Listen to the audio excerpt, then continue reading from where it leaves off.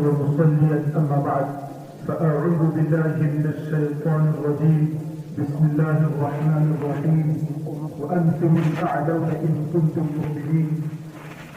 فضل محترم حکم صاحبان، مشفق و مربی اساتذہ کرام اور میرے عزیز ساتھیوں، موضوع خطابت ہے مسلمانوں کا تنزل الانحطاط، اسباب تدارک. محترم حضرات، قوموں کے عروج و زوال کی تاریخ گرچہ نہایت قدیم ہے، تنزل و انحطاط کا شکار لوگ ہوتے رہے ہیں، لیکن موجودہ دور میں مسلمان تنزلی کی جس عمیق کھائی تک پہنچ چکا ہے وہ کہیں نہ کہیں خون کے آنسو رونے پر مجبور کرتا ہے. اس کی تنزلی روز روشن کی طرح آیا ہے، اس کی ذلت و محکومی کے چرچے چہار دانگے عالم میں ہے. وہ اپنے اقتدار و اختیار میں تقریباً حاشیہ بردار ہو چکا ہے. تخت و تاج اور حکومت و سلطنت اپنے دائرے اختیار میں رکھ کر بھی اس کے پاؤں غلامی و محکومی کی زنجیروں سے بندھے ہوئے ہیں. آج پورے عالم میں مسلمان مظلومیت کا سمبل اور علامت بن چکا ہے. دوستو، آؤ ذرا سنجیدگی سے غور کریں اور جائزہ لیں کہ مسلمان زندگی کی دوڑ میں آخر اتنا پیچھے کیوں ہو گیا. وہ ہر شعبہ میں تنزل انحطاط کا شکار کیوں ہے؟ غلامی و محکومی اس پر مسلط کیوں ہے؟ ذلت و رسوائی اس کے مقدر کا حصہ کیوں بن چکی ہے؟ اپنوں میں بھی بیگانگی کا احساس اس کو کیوں اٹھانا پڑ رہا ہے؟ حاضرین گرامی، جب ہم غور کریں گے اور جائزہ لیں گے تو ہمیں اس حقیقت پہ تسلیم کرنا پڑے گا کہ آج مسلمان اپنی زندگی کے بنیادی اہداف سے روگردانی پر اتر آیا ہے. مقصد تکلیف سے نہ صرف یقینوں سے دور بلکہ مکمل غافل ہو چکا ہے. نفس پرستی اس کا شعبہ اور آزاد خیالی اس کا سرہ امتیاز بن چکا ہے. اگر قدرت میں مال و دولت، حکومت و سلطنت سے نوازا ہے تو شرعی و اسلامی تنبیہات کو بالوں طاق رکھ کر داد عیش دینے میں ذرا بھی بریک نہیں کرتا. آج یورپ و امریکہ سے نکلی ہوئی ہر گندگی مسلم معاشرے میں سرایت کر چکی ہے. غیروں کی تہذیب اس قدر حاوی اور غالب ہے کہ اسلامی تہذیب روایات کو دیمک کی چاٹ چاٹ کر کھوکھلا کیے جا رہی ہے.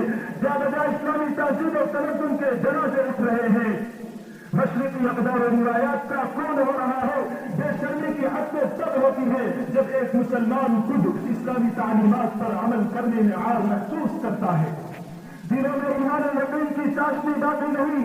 گھر کے گھر، خاندان کے خاندان اسلام کی نہایت بنیادی تعلیمات تک سے ناآشنائے محض ہیں.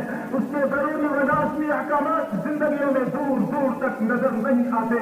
موجودہ وقت میں اپنے فکر و فن کو بروئے کار لانے میں بھی قوم مسلم نہایت سست روی اور کاہلی کا کھلا ثبوت پیش کر رہی ہے. اپنے اسلاف سے پائی جانے والی ہمت و شجاعت، قوت دست و بازو اور زور زبان و بیان جیسی عظیم میراث سے بھی ہماری قوم مسلم کسی حد تک محروم ہے. ایسی حالت میں ہم تنزلی کا شکار نہیں ہوں گے تو اور کیا ہوگا؟ گوادی ہم نے جو اسلاف سے میراث پائی تھی، گوادی ہم نے جو اسلاف سے میراث پائی تھی. ثریا سے زمیں پر آسمان ہم کو دے مارا، ثریا سے زمیں پر آسمان ہم کو دے مارا. واقعہ یہ ہے کہ ہماری سربلندی و سرفرازی کا مکمل انحصار شرط ایمان اور جذبہ صادق پر ہے، جس کا واضح اعلان قرآن خود کرتا ہے. وَأَنْتُمُ الْأَعْلَوْنَ إِن كُنتُم مُؤْمِنِينَ. مسلمانوں، سربلندی و سرفرازی تمہارا یہ حصہ ہے، مگر شرط یہ ہے کہ تمہارے اندر کمال ایمان ہو. یعنی کہ جب قوم مسلم توحید خالص کی علم بردار ہوگی، شرک کی تمام قسموں سے پلہ جھاڑ کر اسے برات کا اظہار کرے گی، تب ہمارا ایمان ہمیں کفار کی الغاروں اور یونشوں کے روبرو سطح سکندری بنا دے گا، عالم کفر سے آنکھیں ملانے کی قوت دے گا اور شاہراہ حیات پر پائے استقامت میں لغزش آنے نہیں دے گا، جس کا فخر موجودات صلی اللہ علیہ وسلم نے اپنے پاک ارشاد میں جو ذکر کیا ہے. ترکت فیکم امرین لن تضلوا ما تمسکتم بہما کتاب اللہ و سنت رسولہ صلی اللہ علیہ وسلم. اور ایک شاعر نے اس حقیقت کا اعتراف کرتے ہوئے کیا خوب کہا ہے: شب گریزہ ہوگی آخر جلوہ خورشید سے، شب گریزہ ہوگی آخر جلوہ خورشید سے، یہ چمن معمور ہوگا لفظ توحید سے. حضرات سامعین بس، قرآن سنت سے حد درجہ لگاؤ و جڑاؤ ہی ہماری خاری و ذلت کا، ہماری تنزلی و پستی کا واحد علاج ہے، جس پر شاہد ان یاران باشوا، جانکاران فقر و دو جہاں، سواہان غنم و ابن، بدوان عرب، اصحاب کا نجوم، بأجل مبتدیتم اهتدیتم جیسی صفت العظیم سے متصف حضرات صحابہ رضوان اللہ علیہم اجمعین کی بے نظیر و بمطالعات زندگی ہے۔ اتباع سنت تاثیر و تمدن، ثقافت و کلچر، اخلاق و اقدام کے ایک ایسے اعلیٰ معیار پر پہنچا دیا کہ بزبان شعر اس کی ترجمانی یوں کرنی پڑی کہ محمد سے وفات تو نے تو ہم تیرے ہیں، کہ محمد سے وفات تو نے تو ہم تیرے ہیں، یہ جہاں چیز ہے کیا لوح و قلم تیرے ہیں۔ سامعین باتم کی جہاں اطاعت رسول کمال ایمان، ہماری روح، ہماری کامیابی و کامرانی، ہماری سربلندی و سرفرازی کا حقیقی راز ہے، وہی ہماری اخوت و محبت، ہماری عزتوں کا اتحاد اتفاق، ہمارے جوال انحطاط، ہماری تحصیل و سختی کے لیے زہر حرام سے کم نہیں۔ اسی لیے قرآن مقدس میں رب کائنات نے ببانگ جہل جنگ کی چوٹ پر اعلان کر دیا وَاعْتَصِمُوا بِحَبْلِ اللَّهِ جَمِيعًا وَلَا تَفَرَّقُوا، اور ایک دوسری جگہ بالکل صاف صاف لفظوں میں کہہ دیا وَأَطِيعُوا اللَّهَ وَرَسُولَهُ وَلَا تَنَازَعُوا فَتَفْشَلُوا وَتَذْهَبَ رِيحُكُمْ وَاصْبِرُوا إِنَّ اللَّهَ مَعَ الصَّابِرِينَ۔ اخوت و محبت، اتحاد و اتفاق و قوت لا یزاں ہے جس کا جواب پوری دنیا میں کہیں نہیں ملتی۔ ایک ہوں مسلم حرم کی پاسبانی کے لیے، ایک ہوں مسلم حرم کی پاسبانی کے لیے، نیل کے ساحل سے لے کر تابخا کے کاشغر۔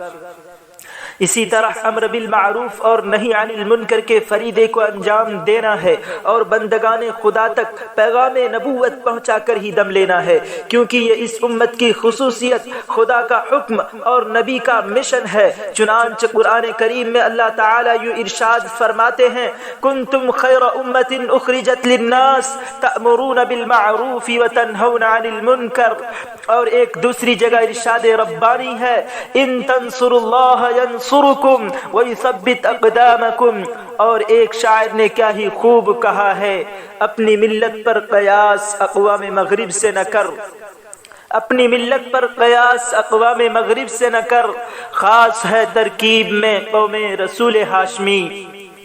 معزز سامعین، آخر میں یہ کہ ہمیں اپنے اندر سے خوف کو نکالنا ہوگا، حب الدنیا و کراہیت الموت سے نکلنا ہوگا۔ اس شعر کے ساتھ میں اپنی تقریر کو ختم کرتا ہوں۔ اے الہ کے وارث باقی نہیں ہے تجھ میں، اے الہ کے وارث باقی نہیں ہے تجھ میں، گفتار دل برانہ کردار قاہرانہ، تیری نگاہ سے دل سینوں میں کانپتے تھے، کھویا گیا ہے تیرا جذبے قلندرانہ، وما علینا الا البلاغ۔